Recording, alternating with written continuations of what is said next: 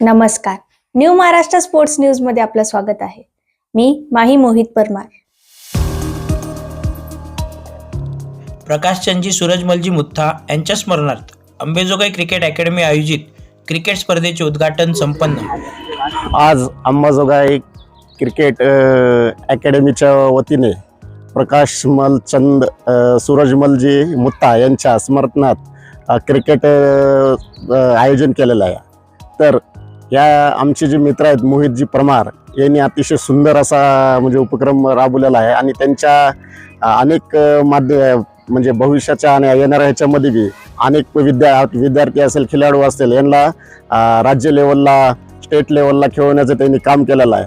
आणि माझं एक म्हणणं आहे की बाबा असंच तुम्ही सातत्याने जर प्रयत्न करत गेला तर आपले जे विद्यार्थी आहेत किंवा आपले जे खेळाडू आहेत यांना कुठेतरी भविष्यामध्ये खरंच संधी उपलब्ध होईल आपल्या माध्यमातून.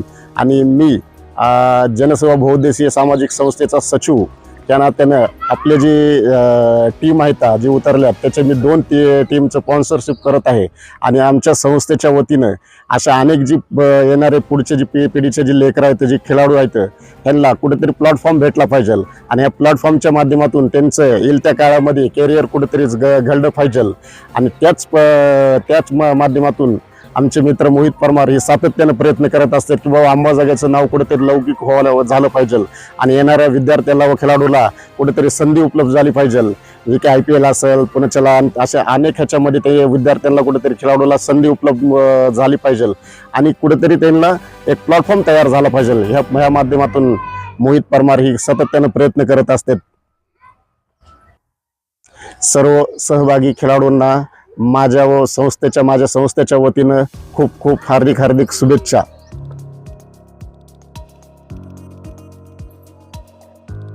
नमस्कार क्रिकेट प्रेमींनो, मी अनुतोष कातकडे. मी पण एक क्रिकेटर आहे आणि आज मी इथं अंबाजोगाई क्रिकेट अकॅडमी इथे आलेलो आहे, जिथे की स्वर्गीय प्रकाशचंदजी सूरजमलजी मुत्था यांचं स्मरणार्थ एक क्रिकेट स्पर्धा आयोजित केलेली आहे.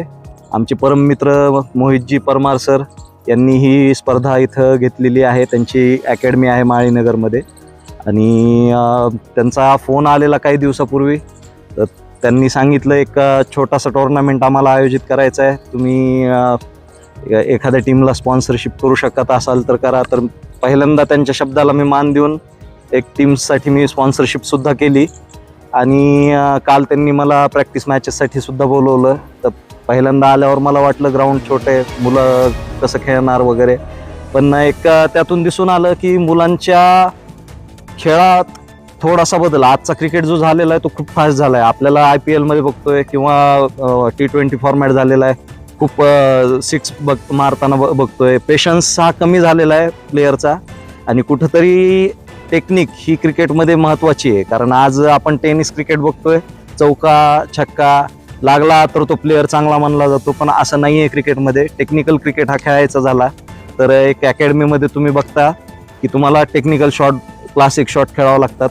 फक्त 6 जाणे याला महत्त्व नसतं, सरळ बॅटनं कसं खेळायला पाहिजे, बॉल मिडल झाला पाहिजे.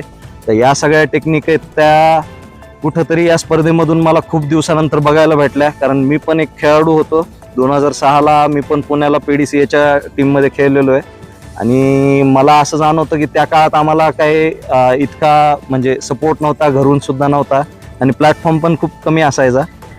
तर आजच्या काळात स्पर्धा वाढलेली आहे आणि त्या ह्याच्यात मोहित सरांचं एक चांगला प्रयत्न चालू आहे की मुलांचा खेळ हा टेक्निकली चांगला झाला पाहिजे आणि कुठंतरी प्लेयर हा पेशन्सनं खेळायला पाहिजे. कारण आज आपण T20 बघतोय किंवा 50 ओव्हरचा फॉर्मॅट बघतोय वन डेचा, तर याच्यामध्ये प्लेयर टिकून राहणं हे खूप महत्त्वाचं आहे आणि ते प्रयत्न मोहित सर करतायत.